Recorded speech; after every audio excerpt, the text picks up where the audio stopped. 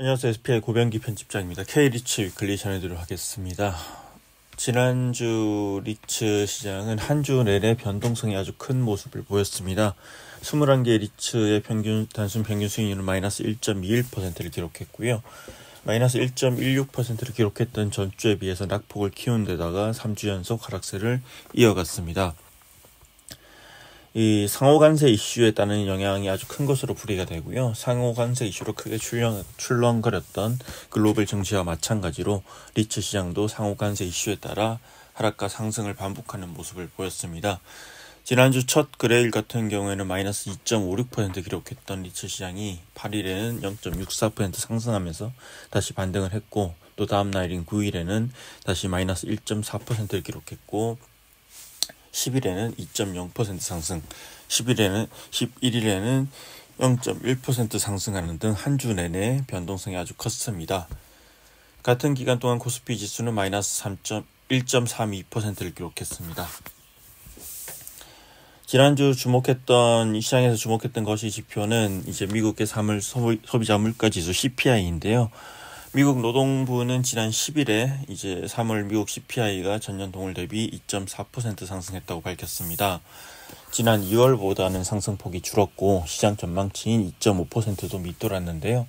3월 CPI 상승률은 2021년 2월 이후로 4년 1개월 만에 가장 낮은 수준입니다.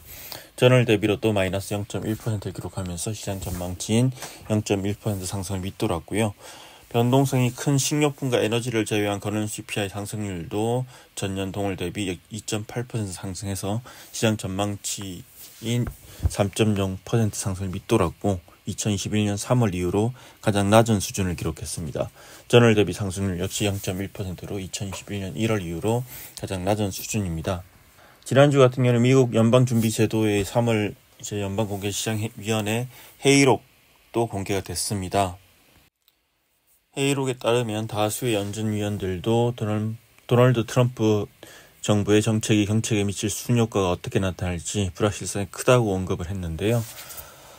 다양한 요인에 의해 발생한 인플레이션이 더 높아질 위험이 있고 고용시장은 더 나빠질 위험이 좀 더 큰 상황이다, 이렇게 진단을 했습니다. 이처럼 CPI는 이제 시장 예상치보다 낮게 나왔지만 또 한편으로는 이제 도널드 트럼프 정부의 상호관세 정책으로 인해서 또 이런 이제 인플레이션에 대한 우려가 여전히 있는 그런 상황입니다.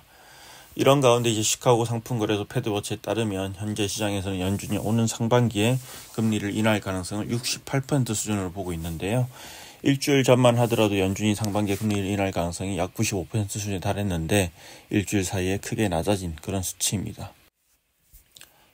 이번 주 시장에서는 미국의 소매 판매 지표에 주목할 것으로 예상되는데요. 이 소매 판매 같은 경우에는 미국 경제에서 차지하는 비중이 약 3분의 2로 크고 또 현재 미국 경기를 가늠할 수 있는 지표로 보이는 만큼 이제 중요한 어떤 주목을 받을 것으로 예상됩니다.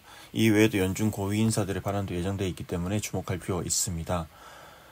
지난주에는 이제 전체 21개 리츠 중에서 18개 리츠가 하락하고 2개 리츠가 상승했는데요. 전주와 비슷한 흐름입니다. 전주에도 18개 리츠가 하락하는 등 전반적으로 약세를 면치 못했는데 지난주에도 비슷한 흐름이 이어졌고요. 지난주에 가장 큰 폭으로 내린 리츠는 D&D 플랫폼 리츠입니다. 한 주 동안 4.27% 하락했습니다. 그리고 신한 글로벌 액티브 리츠가 3.16% 기록하면서 낙폭이 컸고요. 신한 글로벌 액티브 리츠 같은 경우는 지난 7일 장중에 1,409원까지 하락하면서 52주 신저가를 또 한번 기록하기도 했습니다. 이외에도 이지스 밸류 리츠, JR 글로벌 리츠, 롯데 리츠가 마이너스 2% 이상 하락하면서 낙폭을 키웠고요. 지난주에 상승했던 리츠는 KB스타 리츠가 2.07% 상승, 하나리츠가 1.07% 상승했고 단 2개 종목만 상승을 했고요.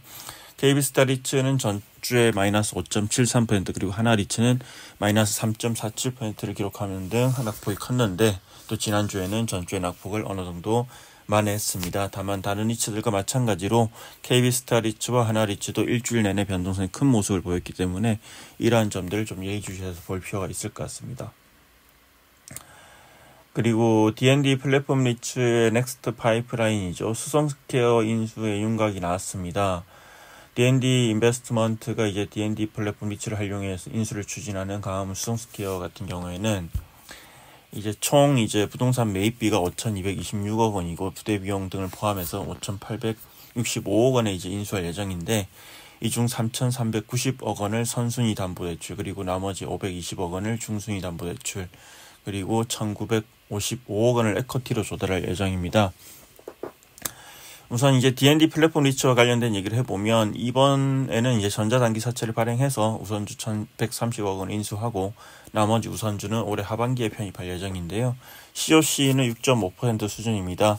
D&D 플랫폼 리츠는 이제 하반기에 수송스퀘어 편입 비용을 기존 자산 매각으로 마련한다는 계획인데, 일단은 다만 유상증자를 할 가능성은 상당히 높습니다. 지금 일본 물류센터라든지 그리고 그 영등포에 있는 세미콜론 물레 매각이 만만치 않을 것으로 예상되기 때문에 또 유상증자를 할 수 있는 가능성도 충분히 있고요.